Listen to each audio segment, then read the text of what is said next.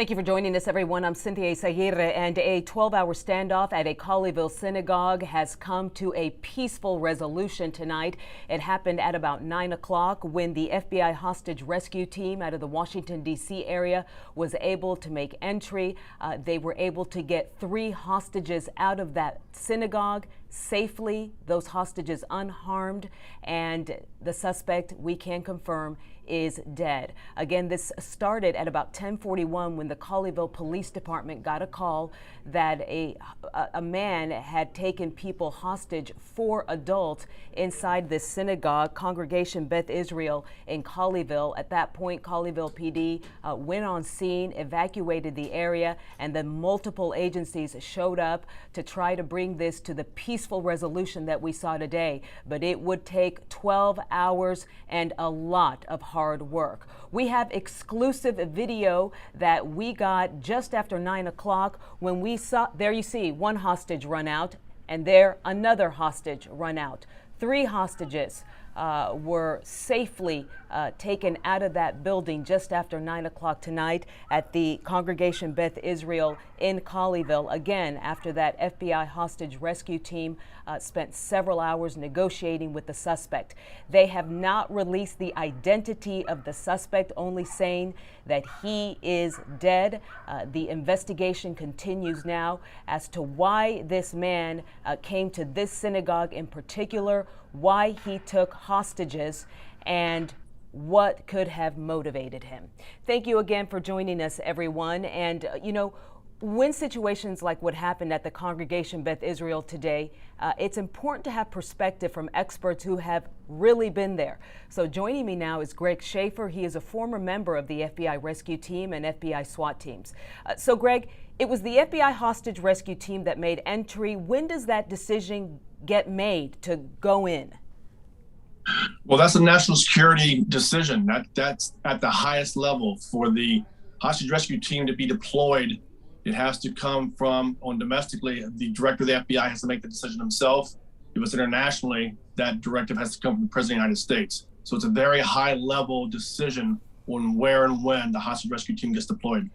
Greg, talk to us about what you saw unfold today and kind of explain to us how everything came to be, the negotiations, and the kinds of things that you have to think about from a law enforcement perspective to make sure this ends the way it did. When in negotiations, it's a good time stall as well. During the negotiations, the investigators are collecting all the intelligence and all the information they can on the suspect. They're looking at his cell phone records, his social media.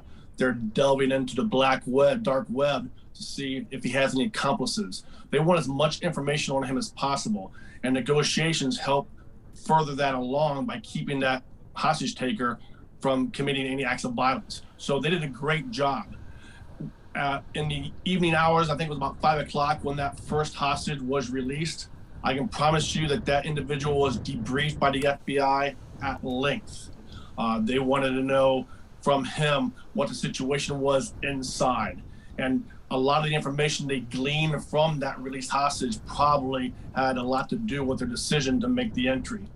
And during the negotiations as well, they're collecting all the schematic drawings, all the blueprints of the synagogue. The assault team needs to know where the windows are, where the doors are, what the entry points are going to be. What are the entry points made of? Are the doors steel or are the doors wooden? Can they go through the rooftop? Can they go through the walls? So again, during the negotiations, the assault team is doing intensive work in planning the assault, should an assault be necessary. How stressful is this? Because I can only imagine one wrong decision can be disastrous. Oh, it's the most stressful job in the nation, hands down. I mean, you have literally seconds to make that life or death decision.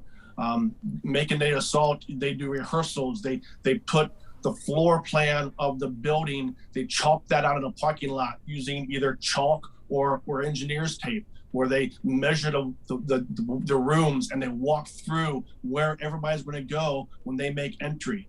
And then when they do make the entry for real, they've already seen the layout of that room or of that building, so it's not new to them. So there's a lot of strategy going on. intense strategy going on prior to the entry. And for them to make that decision to go in tells you that negotiations failed, that there was a belief on the FBI's hostage rescue team that violence was about to occur. The individual hostage taker was about to commit murder. And based on that belief, they made entry. Had they not thought that, had they not had the intelligence to think that, they would not have made the decision to enter, because they had the capability to stay there for weeks on end. We could have waited this guy out for weeks, if not months. And the HRT has done that on several operations. But for them to go in, it tells me that they had really good information, really good intelligence, that this guy was about to go sideways and start killing hostages. From your experience, Matt DeSarno would not answer any questions. He's the FBI special agent. He wouldn't answer any questions as to the identity of the suspect. Why withhold that information right now? It's an ongoing investigation, and they don't want to give up any information that could damage the leads that they have. They know who this individual is. They're doing a deep dive into all his associates, all his friends, and all his contacts. And to provide his name out now, those contacts, those associates, and those friends could then be forewarned. So they want to keep that close to the chest until they chase out all the different leads. With this FBI hostage rescue team, how important is the collaboration amongst them, the teamwork amongst them to be successful?